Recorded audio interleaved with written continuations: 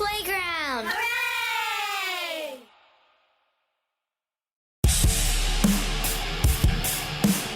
Hey, welcome to another episode of Celebrity Jobber. I'm Jeff Zito. We speak to people that you probably know, and we find out if it wasn't for their big break or whatever career that they happen to be in right now that we know them from, if it wasn't for that, what exactly would they be doing these days? You know, everybody has a story. And I could tell you, if it wasn't for me getting in the radio/music business, I would have probably been a golf pro at a golf course, like a club pro, dealing with old people, selling polyester Sansabelt slacks, putting on 9-hole golf tournaments for 85-year-old ladies. That probably would have been my career if it wasn't for this.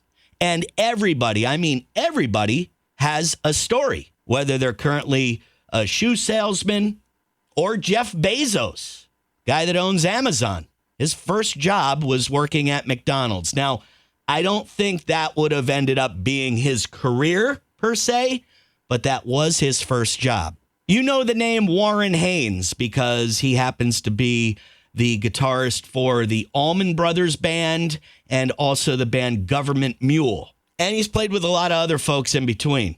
But what if Warren wasn't in the music business? What if he didn't make it?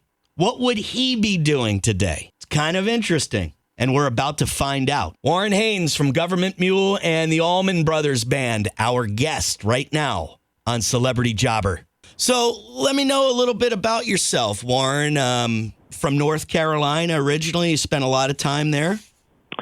Yeah, I grew up in Asheville, North Carolina, and lived there till I was in my early 20s. I moved to Nashville, Tennessee, and at that point, you know, a lot of stuff was changing. Things were getting better and better in my career at that time, and of course, that was a long time ago. Yeah, well, at that time that you're talking about, you hooked up with David Allan Coe, and you were just a kid, weren't you? I think I was 19 or had just turned 20 when I started playing in his band, and did that for a couple of years.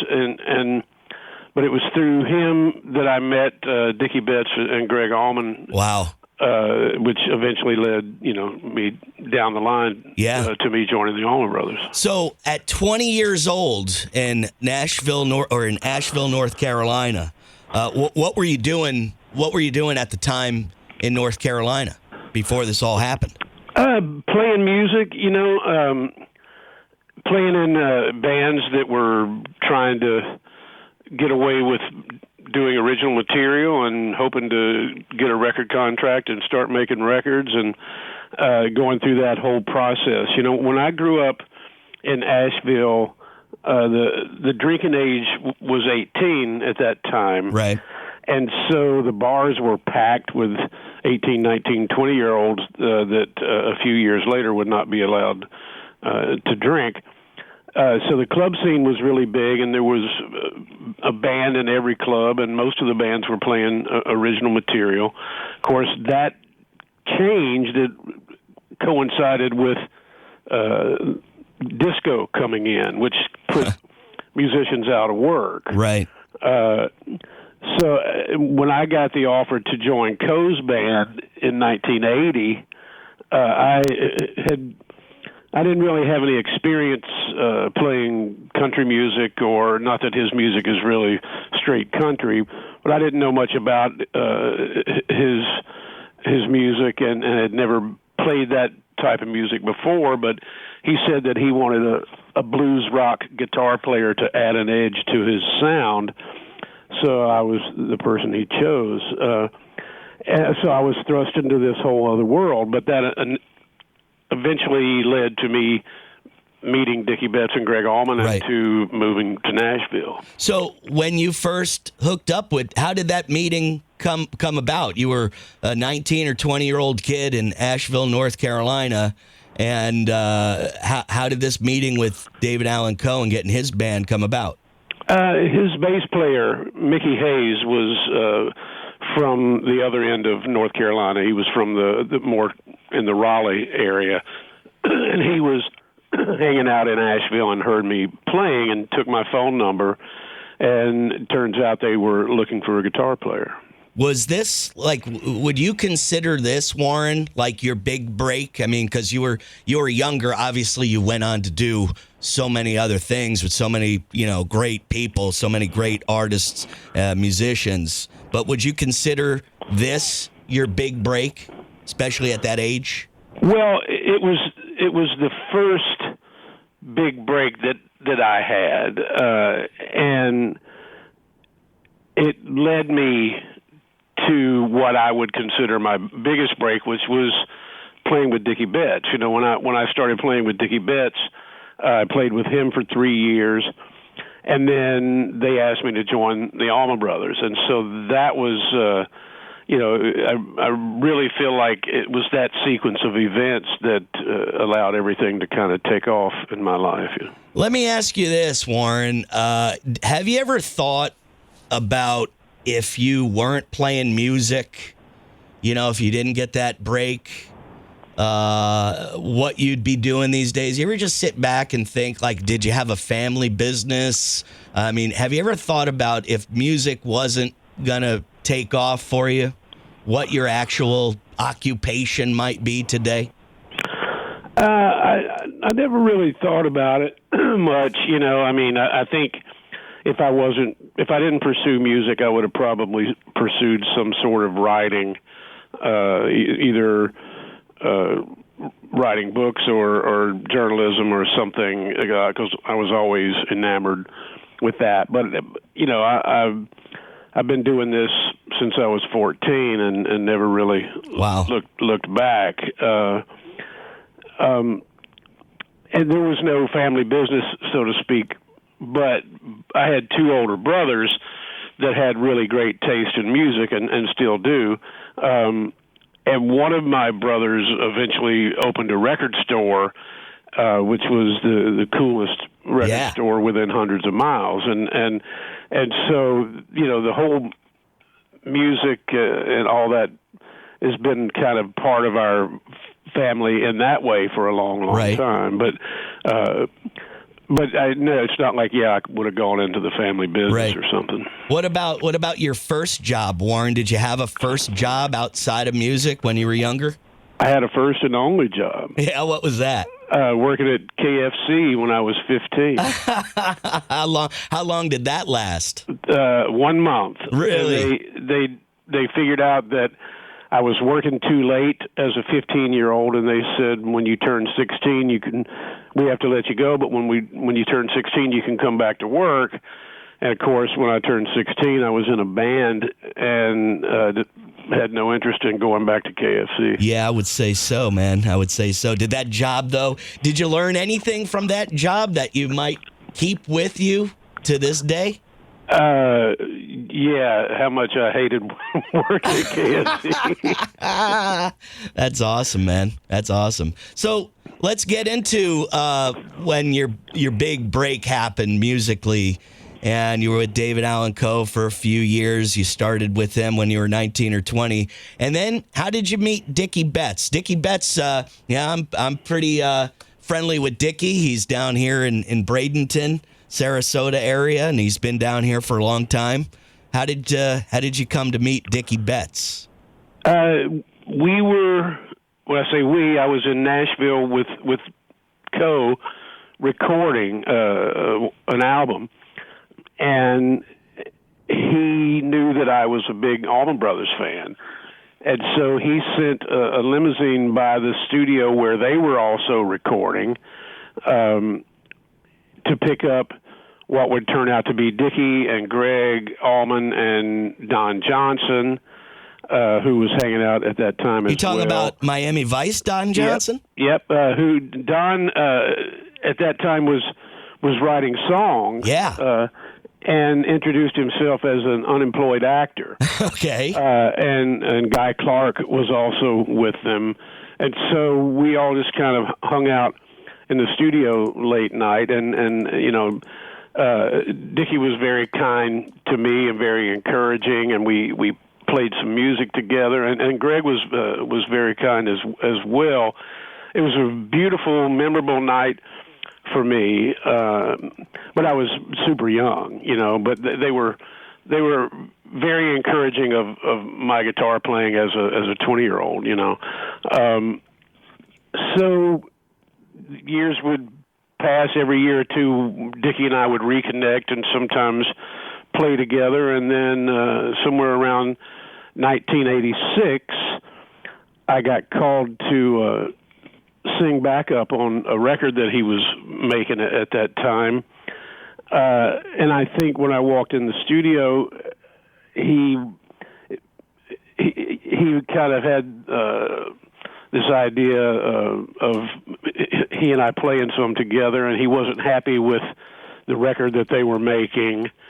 And he called me out of the blue and said, "Hey, I'd love to get together and do some playing and write some songs." And it was just a wonderful opportunity for me. And then how long did that last? Because was it on a Dickie Betts Band album? No, this was a record that he made that never came out. Okay. And so he wasn't happy with the direction of it. It was too Nashville, for lack of a better description. And so he said, "I scrapped that record. I want to make a rock and roll record." Okay. And so he and I started writing some together and wound up making what would be Pattern Disruptive, the Dickie Betts Band Pattern Disruptive, which was in 1988. Okay. And then we toured behind that record, and then in 89, out of the blue, I got a call saying they were reforming the Allman Brothers for a 20th anniversary tour and wanted me to join. And, of course, that was an incredible surprise. Describe the feeling when you got that phone call. You're a big fan of the Allman Brothers, and of course, Greg and Dwayne and Dickie, and you're getting this phone call saying we are reforming, the Allman Brothers, and we want you to join the band. I mean, is there a specific place that you mentally go to when you think about that time of your life? Well, yeah, I mean, it was such a major opportunity, the biggest opportunity that I had ever experienced. But you have to understand, too, that when I say a big Allman Brothers fan, the Allman Brothers were and are one of my all-time favorite bands. I always tell people that if I had to choose a band that I grew up listening to that I could somehow join, the Allman Brothers would be at the absolute top of that list. Wow. So this was monumental. But I didn't expect that they were going to stay together beyond this reunion tour. It was just booked as 1 year. We're going to do this 20th anniversary tour, but it was very successful, and the band sounded amazing, and the chemistry with the original members and the new members was great, and everybody was getting along great. So they said, "Well, let's do it again next year, and then let's do it again next year." And so that lasted for me for 25 years. Wow. And you were a part of that Woodstock 94 performance with the Allman Brothers, weren't you? Yes, and that was an amazing experience as well. Yeah, tell me about that. How many? I mean, the crowd it had to be one of the largest crowds, if not the largest crowd you ever played in front of. I think it was 350,000 Wow. people. I may be wrong, give or take a little bit. But that was an incredible day for a lot of reasons. For one, we were already booked that day and had been booked that day for a long time in Boston at what they used to call Great Woods. I don't know what they call it now. But the Great Woods show was sold out and had been for months. And so when they offered us the Woodstock position, we couldn't cancel our Great Woods show. So we said the only way we could possibly do it is if we went on super early and played at Woodstock and then took a private plane from there to Boston and played a second show, which none of us at that time had ever done, to my knowledge. So we went on, I think, around noon or 12:30 at Woodstock and had a really good set, and then flew to Boston and played for 3 hours. Wow. And we were all joking around that the Boston show was going to suck because we were going to be really tired, and it turned out to be fantastic. Probably the opposite because of the adrenaline and all that. Yeah, and I think relaxing because the pressure of Woodstock was behind us. Right. We could just do what we normally did. The other thing that I remember was that, at that time we had lost Bill Graham and Stevie Ray Vaughan, both due to helicopter crashes. And nobody in the Allman Brothers wanted to take a helicopter to Woodstock. And we kind of made it a deal breaker and said that we're not going to do that. And they said, well, we can't get you in here any other way. And I remember going to sleep on the bus, not knowing if and how we were going to get in. Wow. And then I woke up and we were somehow backstage at Woodstock. Wow. But yeah, we had kind of refused to do the helicopter thing. Yeah, I don't blame you. I hear nightmare stories about helicopters, so I don't blame you. I was definitely in agreement with that. Tell me a little bit about how Government Mule kind of forms. At what timeline does Government Mule? I know it was kind of a side project at one point, and where did they kind of fit into the whole chronology of these events? Well, I joined the Allman Brothers in '89. In '92, I recorded my first solo record, which came out in '93, which was called Tales of Ordinary Madness. After I had released that record and toured behind it, Alan Woody and I were talking about doing something just for fun. On tour with the Allman Brothers, myself and Alan Woody and Greg Allman shared a tour bus, so we were hanging out all the time. And Woody and I had talked about doing something as a side project, which turned out to be Government Mule, but not thinking that it was going to be a real band or that we were going to keep it together year after year after year. We just thought we would go in, make a low-budget, kind of improv-oriented record, do a tour behind it, and then go back to business as usual. Because at that time, the Allman Brothers worked about half the year, so we had the other half of the year to do whatever we wanted to do. But it turned into something beyond that, and the chemistry that myself and Alan Woody and Matt Apps had was very strong. And it coincided with the fact that there was a lot of turmoil in the Allman Brothers at that time.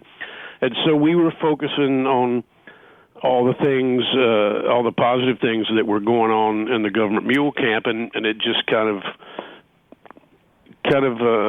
built its own steam and took off. Wow, and 30 years later, still going strong, huh?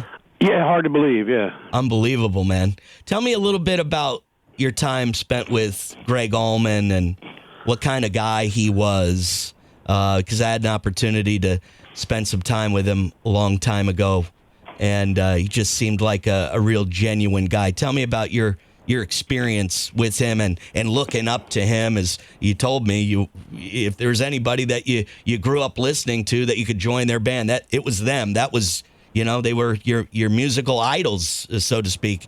Tell us a little bit about your experience with Greg Allman and getting to know him. Well, Greg and, as I mentioned, Greg and myself and Woody shared a bus, so we were together all the time, and we traveled the world together. And on our bus, there was music being played all the time and a lot of laughter. Greg was a really funny person with a really cool, dry sense of humor, and of course, Alan Woody's one of the funniest people I ever met. And so it was just constant on our bus, Greg and I wrote a lot of music together, and I have really fond memories of all the songs that we wrote together and all the recordings. Greg could be really shy, but the opposite of that came out on stage, but not in a normal frontman sort of way. He sat behind the organ and sang his ass off, and that was the Greg Allman persona. So it was such an amazing experience. Because my joining the Allman Brothers came about through Dickie. Dickie brought me in. But I had, at that time, Dickie and I had written quite a bit of music together, and I had just written a song for what would be Greg's album at that time, Just Before the Bullets Fly.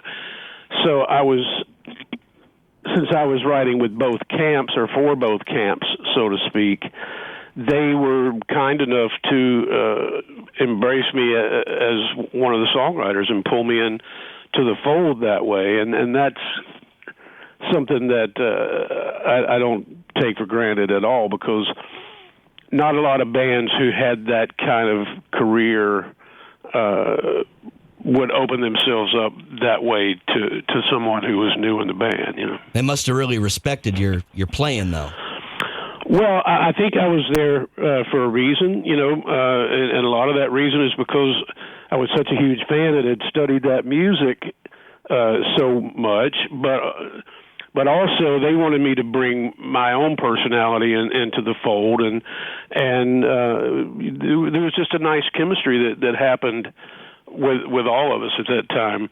The original members, coupled with myself and Alan Woody and Johnny Neal, who was playing piano in the band at that time, that chemistry was really special in '89, and kind of led to a great resurgence, which is the right time for that to happen. You still keep up with Dickie at all? Is he you talk to him at all? Is he still a wild man? It's been a while. I saw him a while back at Peach Fest, which is a festival in Pennsylvania that the Allman Brothers started. But we, haven't talked in a bit. Look forward to seeing him soon. What about David Allan Coe? He's still kicking, isn't he? I ran into him at Sirius Radio in New York one time. That's been a few years ago as well, but yep, still doing it. He's still doing it. I just saw him a couple of years ago. Still got it. Still doing it. He looks like he hasn't cut his hair in a while, but he's still doing it, man.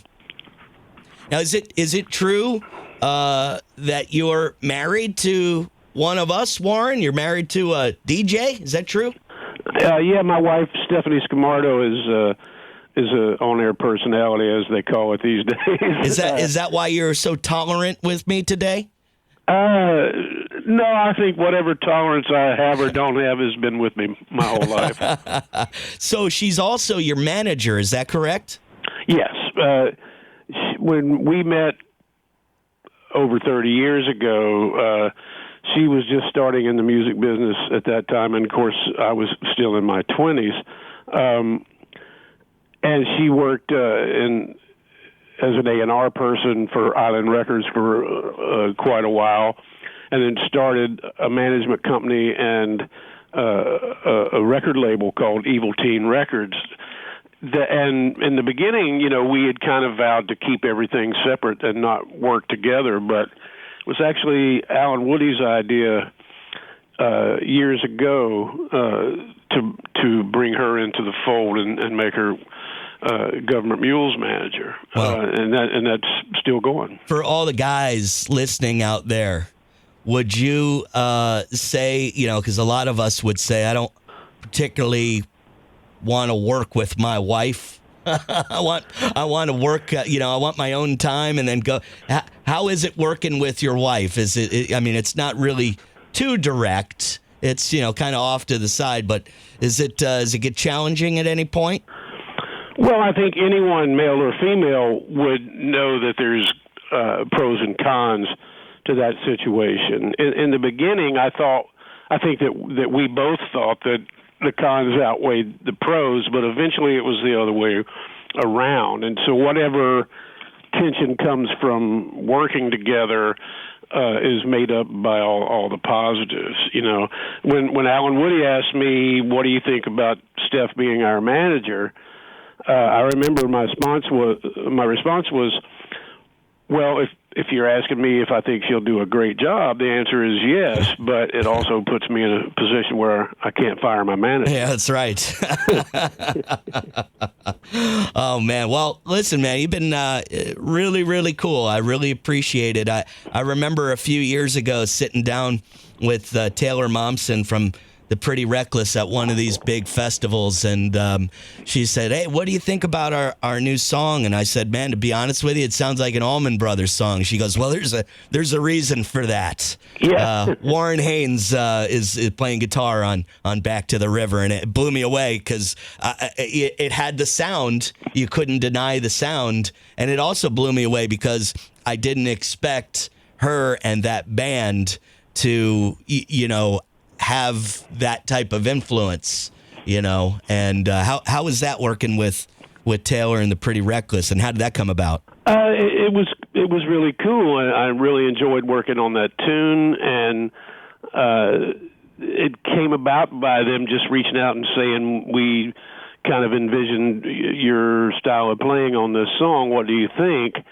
And then also, incidentally, they were on tour with Chris Cornell at the time. Yes, and that was the tour. That's the tour I'm speaking of. She was with Chris the night before he passed, and so that's a very bittersweet subject in that way. But I really enjoyed that a lot. It was a real pleasure, Warren. Thanks so much. I look forward to seeing you and meeting you in the future.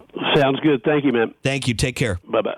So if it wasn't for Warren Haynes being in his band Government Mule or the Allman Brothers Band playing in front of 350,000 people at Woodstock 94, if he didn't get his big break, Dickie Betts never called him, who knows? You might have run into Warren Haynes at the record store that his brother owned. Or maybe you would have read a book that Warren wrote. Or perhaps you would have ordered a 5-piece extra crispy meal from him at a Kentucky Fried Chicken somewhere in North Carolina. Although I don't think that probably would have been the case. Well, there you have it. I'm Jeff Zito, and that was another episode of Celebrity Jobber. We'll see you next time.